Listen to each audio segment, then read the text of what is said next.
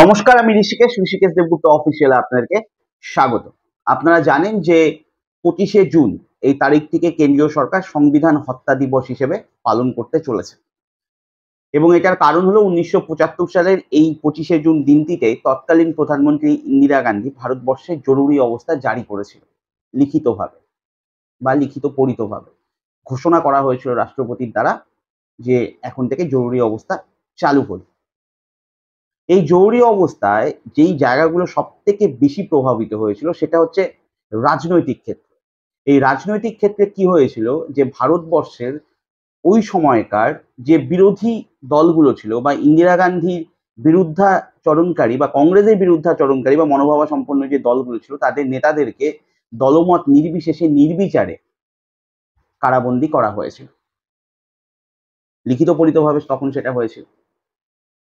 এবার আপনি যদি এই মুহূর্তের পরিস্থিতি দেখেন তাহলে 2014 সালের পর থেকে ভারতবর্ষের বিরোধী বা বিজেপি বিরুদ্ধে মতাদর্শে যারা বিশ্বাস করে সেরকম 100 জনের উপর নেতার বাড়িতে কেন্দ্রীয় তদন্তকারী সংস্থাগুলোর দ্বারা ছাপ্পা মারা হয়েছে বা রেক মারা হয়েছে এবং এই যে নেতাদের বাড়িতে যাওয়া হয়েছে তার বেশিরভাগ রেক করেছে বা বলতে পারেন 97% রেক করেছে ইডি, এনফোর্সমেন্ট ডাইরেক্টরেট। এর পরবর্তীতে যদি আপনি দেখেন যে এরকম যখন অনবরত তদন্ত প্রক্রিয়ায় এগিয়ে নিয়ে যাওয়া হচ্ছিল, বিরোধী নেতাদেরকে টার্গেট করে করে তাদের কাছেই যাওয়া হচ্ছিল, তদন্তের নামে তাদেরকে অপদস্থ করা হচ্ছিল, সেই মুহূর্তে যারা হয়তো প্রকৃতই দুর্নীতিবাজ বা দুর্নীতিগ্রস্ত তারা তখন বাধ্য হয়ে বিজেপিতে যাওয়া শুরু করে।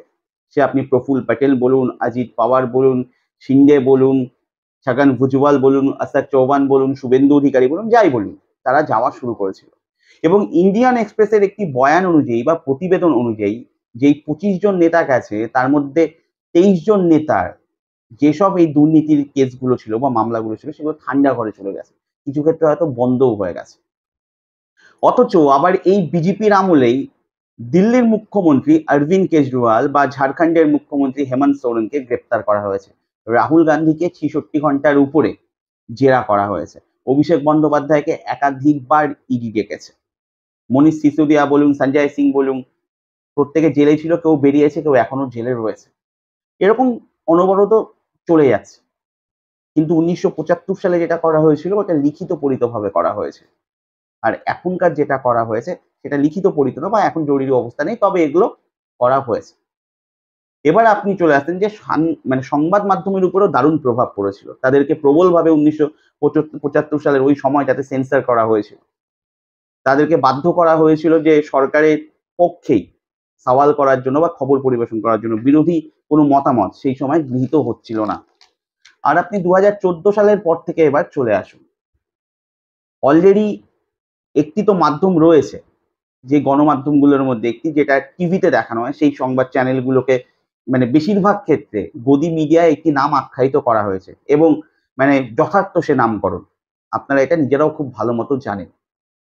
এবং তারপর থেকেও যদি আপনারা দেখেন যে 2021 সালে যেই আইনটি বা বিলটি এনেছিল সেই মুহূর্তে নরেন্দ্র মোদী তথ্য প্রযুক্তির ক্ষেত্রে, বা ইন্ডিয়ান টেলিকম কমিউনিকেশন বিল 2022 বলুন, বা ডিজিটাল বা ব্যক্তিগত তথ্য পরিসংখ্যান আইন 2023 বলুন, সংবাদপত্র পত্রিকা নথিবদ্ধকরণ বিল এবং ডিজিটাল ইন্ডিয়া বিল, এই যে বিলগুলো রয়েছে এগুলো প্রত্যেকটি পরবর্তীতে এখন পাশও হয়ে গেছে, তখন বিল পর্যায়ে ছিল, সেই সবগুলো ছিল বিরোধী মতাদর্শ সম্পন্ন বা সরকারকে প্রশ্ন করতে পারে এই ধরনের বা সরকারের সমালোচক যে মাধ্যমগুলো রয়েছে তাদের গলা টিপে ধরা, তাদেরকে সেন্সার করা, তাদেরকে আটকে দেওয়া, সেটা যে করেই হোক।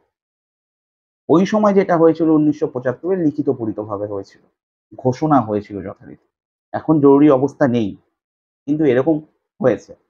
টু প্রোটেক্ট জার্নালিস্ট বা সাংবাদিকদের সুরক্ষায় যে কমিটি কাজ করে তাদের যদি আপনি রিপোর্ট দেখেন তাহলে দেখবেন 2014 থেকে 2023 পর্যন্ত এখনো 36 জন সাংবাদিককে কারারুদ্ধ করা হয়েছে, যেটা কংগ্রেসের সময় বা ইউপিএর সময় ছিল মাত্র 8 জন। 2014 থেকে 2023-এর মধ্যে 28 জন সাংবাদিক মারা গেছে, নিহত হয়েছেন এবং 16 জনের বিরুদ্ধে ইউএপিও এর দানবীয় অ্যাক্ট প্রয়োগ করা হয়েছিল, মানে যেটার ক্ষেত্রে আপনার এরকম হচ্ছে যে দেশদ্রোহী বা দেশের বিরুদ্ধে ষড়যন্ত্র করছে এরকম কাজে লিপ্ত বলে আপনাকে ঢুকিয়ে রাখবে, তারপর কবে কোর্টে পেশ হবে না হবে সেগুলো পরের ব্যাপার। এগুলো হয়েছে। এবার আপনি চলে আসুন, সামাজিক ক্ষেত্র দারুণ প্রভাবিত হয়েছিল ১৯৭৫ সালে। মানুষের মৌলিক যে অধিকার ছিল, সেই অধিকারটাকে সংকুচিত করা হয়েছিল। একটি সীমানার মধ্যে বন্দী করে রাখা হয়েছিল সেগুলোকে। স্বাধীন আপনি বক্তৃতা দিতে পারবেন না, আপনার মতামত ব্যক্ত করতে পারবেন না, আপনি কোনো জনসভা করতে পারবেন না, আপনি কোনো প্রতিবাদ মিছিল মিটিং করতে পারবেন না। যথারীতি বলতে পারেন যে ব্যক্তিগত যে স্বাধীনতার জায়গাটাকে সেটাকে একদম ক্ষুদ্র করে দেওয়া হয়েছিল। সামাজিক পরিসরটাকে ছোট থেকে ছোট করে দেওয়া হয়েছিল। চরম অন্যায় হয়েছিল। এবার আপনি চলে আসুন ২০১৪ সালের পর থেকে এখনো পর্যন্ত আপনার কাছে একটি রিপোর্ট পেশ করি। সেটা হলো গোরক্ষক বাহিনীর হাতে ৪০ থেকে ৪৪ জন মানুষ নিহত হয়েছে। এবং এই যে ৪৪ জন মানুষ রয়েছেন, এই যে নিহতর যে সংখ্যাটা, এটা বিজেপি আসার পর থেকে আরো বেড়ে গেছে। মানে ৯৭% ঘটনা এই গোরক্ষক বাহিনীদের তাণ্ডব বা অত্যাচার যেটাই বলুন, সেটা বিজেপি ক্ষমতায় আসার পর থেকে বেড়েছে। আপনি যদি দেখুন, আপনারা যদি দেখেন তাহলে দেখতে পারবেন যে ২০১৫ সালের উত্তরপ্রদেশের দার্জি, আপনাদের মনে থাকবে একলাখ আহমেদ, তার ঘরে ফ্রিজের মধ্যে গরুর মাংস রয়েছে এই সন্দেহে কেবলমাত্র তাকে পিটিয়ে মেরে ফেলা হয়েছিল। তার ছেলে দানিশও প্রচন্ড পরিমাণ আহত হয়েছিল সেই মুহূর্তে। পরবর্তীতে তো ফরেন্সিক টেস্ট করে দেখা গেছে ওটা আদতে খাসির মাংস ছিল। এরকম হয়েছে এবং তারপরে অনবরত চলছে। তো ব্যক্তিগত যে স্বাধীনতা বা সামাজিক ক্ষেত্রে যে পরিসরটা সেটা এখনো সংকুচিত। এটা বরং দিন, দিন আরো বেড়ে গেছে। ২০১৫ সালের পর থেকে সেটা আরো বেড়ে গেছে। আপনি যদি এই মুহূর্তে দেখেন তাহলে ভারতবর্ষে যে দলিতরা রয়েছে তাদের উপর যে অত্যাচারের মাত্রা সেটা বিজেপি আসার পর থেকে অন্যান্য বা বিজেপির আগের যারা ছিল তাদের তুলনায় ৪৬.১১% বেড়ে গেছে। সে আপনি রোহিত ভেমুলাই বলুন বা আপনি গুজরাটের উনাতে ৬০ জন দলিতকে বেধড়ক মেরেছিল গোরক্ষক বাহিনী কেবলমাত্র গরু নিয়ে যাওয়ার অপরাধে, তারা পাচারকারীও ছিল না। বা আপনি এটা বলুন যে মধ্যপ্রদেশে একটি দলিত যুবক বাইকের মধ্যে কেবলমাত্র একটি কি বলবো জাতীয় পতাকা লাগিয়েছিল বলে তাকে সেটা খুলে নেওয়া হয় এবং তাকে মারা হয়। মধ্যপ্রদেশে একজনের গায়ের উপর প্রসাব করে দেওয়া হয়েছিল দলিত যুবকের উপর। তো এগুলো হয়েছে। রাজস্থানে পুড়িয়ে মারা হয়েছে। ওড়িশাতেও এরকম ঘটনা ঘটেছে। কিন্তু তখন কিন্তু জরুরি অবস্থা ছিল না বা আজও নেই। আর আপনি যদি বলেন যে এই সভা সমিতি বক্তৃতা, তাহলে আপনাদেরকে একটা ঘটনা বলি। সেটা হচ্ছে অন্ধকার ক্রমে আসিতেছে স্বাগতম দাশের লেখা আনন্দবাজারে একটি বিশেষ নিবন্ধ বিভাগে এটা ছিল। সেখানে লেখাটিতে এরকম রয়েছিল যে বোম্বে আইআইটিতে তাদের পারফর্মিং আর্ট ফেস্টিভ্যালে সেখানকার কিছু ছেলে একটি নাটক মঞ্চস্থ করেছিল, যেটার নাম ছিল রাহুবান। এবার এই যে নাটকটি ছিল, এই নাটকটি দেখানোর পর বিচারক যারা ওই সময় ছিল তাদের কোনো সমস্যা হয়নি। ইভেন যারা দর্শক দেখেছে তাদেরও কোনো সমস্যা হয়নি। সমস্যা হয়েছিল মানে একটা বা খুব বেশি হলে খুব সামান্য কট্টরপন্থী কিছু ছাত্রদের। তারা এটা নিয়ে অভিযোগ জানায় এবং ভাবুন বোম্বে আইআইটি বা আইআইটির মতো প্রতিষ্ঠান যেখানে স্কলার্সরা বের হয়, ওখান থেকে আইআইটির সময় ছিল ওটা ২ মাস ধরে তারা তদন্ত করে এবং যারা মঞ্চস্থ করেছিল তাদের বিরুদ্ধে ঐতিহাসিক রায় ঘোষণা করেছে তারা। কঠোর থেকে কঠোর শাস্তি দেওয়া হয়েছে। একজনের বিরুদ্ধে তো ১,০০,০০০ টাকার উপরে জরিমানা করা হয়েছে। এটা হয়েছে। আইআইটির মতো প্রতিষ্ঠানে এটা হয়েছে।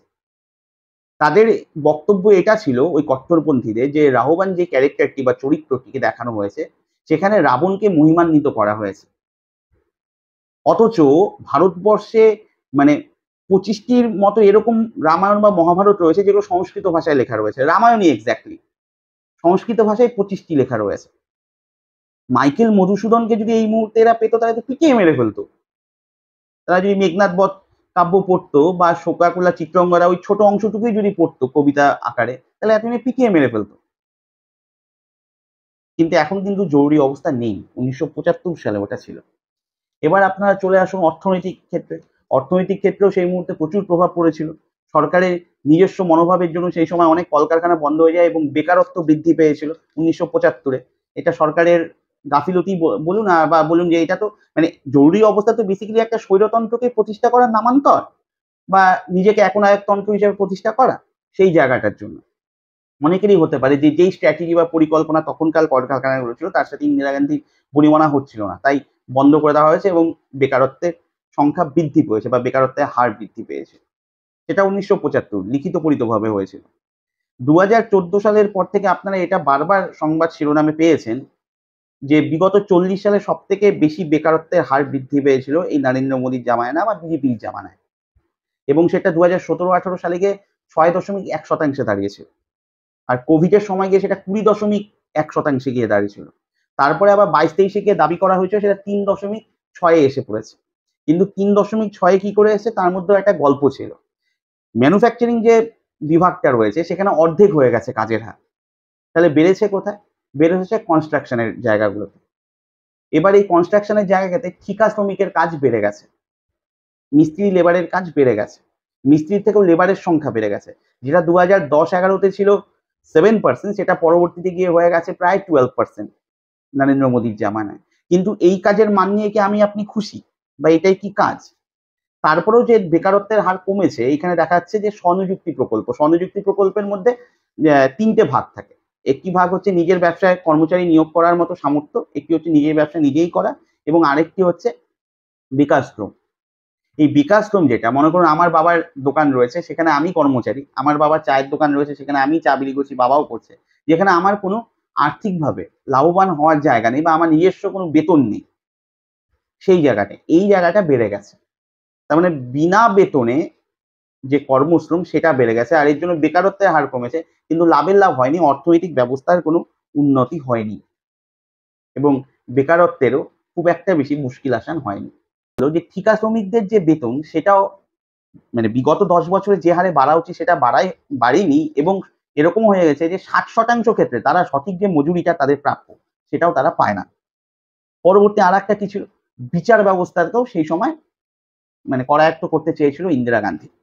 এটাও চরম অন্যায় করেছিল। গণতন্ত্রের সবথেকে বড় আঘাত এখানেই মানে হয়েছে সেই সময়টাতে। এই মুহূর্তে বিচার ব্যবস্থাকে কোন অবস্থায় রাখা হয়েছে আপনারা জানেন। এরকমও দেখা গেছে যে অনেক ক্ষেত্রে সুপ্রিম কোর্ট হাইকোর্টকে বা হাইকোর্ট দায়রা আদালতকে ভর্ৎসনা করছে তাদের আচরণের জন্য। কিছু কিছু ক্ষেত্রে সরকার যখন গুজরাটের কোনো বিচারক বা বিচারক মন্ডলীকে ট্রান্সফার করার জন্য নির্দেশ দিচ্ছে, সুপ্রিম কোর্টে সেটা চ্যালেঞ্জ হলে সেটা আটকে দেওয়া হচ্ছে এবং বলা হচ্ছে যে ট্রান্সফারের যে পদ্ধতিটা রয়েছে সেটা ভুল। এরকম হয়েছে, বেশ কিছু উদাহরণ রয়েছে। তাহলে বিচার ব্যবস্থাটাও আমরা দেখে নিলাম বা বুঝে নিলাম। তখনকার দিনে বিচার ব্যবস্থায় যেটা হয়েছে সেটা লিখিত পরিতভাবে হয়েছিল, ঘোষণা হয়েছিল, এর জন্য এরকম হয়েছে যে আমি এরকম করতে চলেছি। কিন্তু এই মুহূর্তে জরুরি অবস্থা নেই। মানবাধিকার ওই মুহূর্তে প্রবলভাবে লঙ্ঘিত হয়েছিল। জোরপূর্বক বন্ধ্যাকরণ পুনর্বাসনের মতো কর্মসূচি পালিত হয়েছিল এবং একটি পুলিশি রাজ চলেছিল। আপনারা জানেন যে ন্যায় সংহিতা নতুন নতুন লাগু হয়েছে। এই ন্যায় সংহিতা দিয়ে আপনারা যত রাজনৈতিক বিশেষজ্ঞ রয়েছে বা আইনজ্ঞ রয়েছে প্রত্যেকে বলেছে এটা একটা পুলিশি রাজেরই নামান্তর। খুব সহজভাবে বলে আগে যেটা 15 দিনের জেল হেফাজত ছিল যে পুলিশের থেকে বেশি রাখতে পারে না, সেটা এখন এমনি 90 দিন করে দেওয়া হয়েছে। এবার কোনো কারণে যদি মনে হয় যে সরকারি পৃষ্ঠপোষকতায় বা সরকারি যে দল রয়েছে তার পৃষ্ঠপোষকতায় লালিত এবং জীবিত কোনো পুলিশ প্রশাসন কোনো বিরোধীকে আটকে রাখলো, ধরে রাখলো এবং পরবর্তীতে তাদের গিয়ে মনে হলো যে একে আটকে রাখতে হবে, বের করে দেওয়া যাবে না, যাতে বেরোতে না পারে, তাহলে 90 দিনের মধ্যে যা করার করে দেবে। মানে এরকম হতে পারছে ওই যে 1970-এর দশকের কিছু বামপন্থী বই পড়লে যেরকম জানা যায় যে পুলিশি অত্যাচারে কারো কোমরের নিচ পোর্শনটা, নিচ অংশটা পুরো পঙ্গু হয়ে গেছে, অসাড় হয়ে গেছে, এরকম বহু পরিস্থিতির সাক্ষী আমরা আপনারা থাকবো। এবার আসি, এবার আপনারা খুব ভালো মতো জানেন যে এখন কিন্তু কোনো জরুরি অবস্থা নেই বা জরুরি অবস্থা লাগু করা হয়নি বা প্রশ্নই নেই। উল্টে সংবিধানে মাথা ঠুকেই এবারও এনডিএ মানে যে প্রথম বৈঠক হয়েছিল মন্ত্রিসভা গঠনের আগে বা প্রধানমন্ত্রীর শপথ নেওয়ার আগে, সেখানে তিনি প্রণাম করে বক্তব্য দেওয়া শুরু করেছেন নরেন্দ্র মোদী। আপনারা তো জানেন যে সুইডেনের গোথেনবার্গের যে বিশ্ববিখ্যাত ভিডেম ইনস্টিটিউট রয়েছে তারা প্রতিবার মার্চ মাসে একটি সমীক্ষা চালায় দেশগুলোর উপরে এবং সমীক্ষা চালিয়েছে। এবার লাস্ট যখন করেছে তখন ছিল 169টি দেশের উপর তারা সমীক্ষা চালায় এবং এই সমীক্ষার পরে তারা ভারতবর্ষকে এটা বলেছে যে স্বৈরাচারী গণতন্ত্র, মানে গণতান্ত্রিক পদ্ধতিতে এখানে রাষ্ট্রনেতা বা প্রধানমন্ত্রী নির্বাচিত হলেও তারপর তার যে আচরণগুলো রয়েছে সেগুলো একটুও গণতান্ত্রিক থাকে না, সেগুলি স্বৈরতান্ত্রিক আচরণ বা ওই ধরনেরই। তিনি সেই ধরনের আচরণ করেন যেগুলো দেখলে মনে হয় যে স্বৈরতন্ত্র চলছে বা একজন স্বৈরাচারী রাজাই বা শাসকই এই ধরনের করে বা যাকে নির্বাচন করুন, যে গণতান্ত্রিক উপায়ে তাকে নির্বাচন করে থাকি আমরা, এরকমই হয়েছে। এবার আসি, প্রথমে এটা তো বলা হলো, তারপরে আপনি যদি জয়ন্ত ঘোষালের একটি রিপোর্ট পড়েন, সংবাদ প্রতিদিনে ছিল, সেটাও বিশেষ নিবন্ধতে ছিল।